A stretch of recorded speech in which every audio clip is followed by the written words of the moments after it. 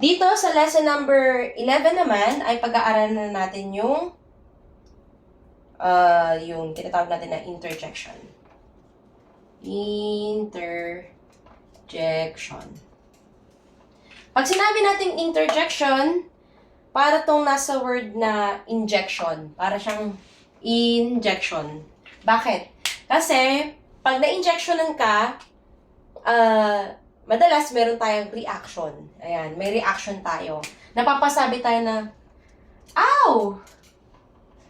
Ouch! Yay! Ewan ko. Gusto niyo bang maging ganyan? Pag na-injectionan kayo, magre-react kayo ng yay? Yay! Yan. Hooray! Ito ay para lang maalala natin keywords. Injection. Interjection, injection. Para siyang nagbibigay ng reaction sa pag-uusap. Ow! Ouch! Yay! Yay! Hooray! At ang kanyang pinaka-hint para sa kaalaman ng marami ay kapag mayroong exclamation point.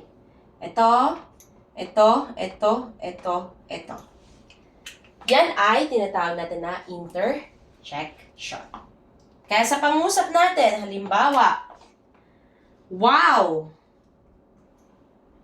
You are beautiful. Yan.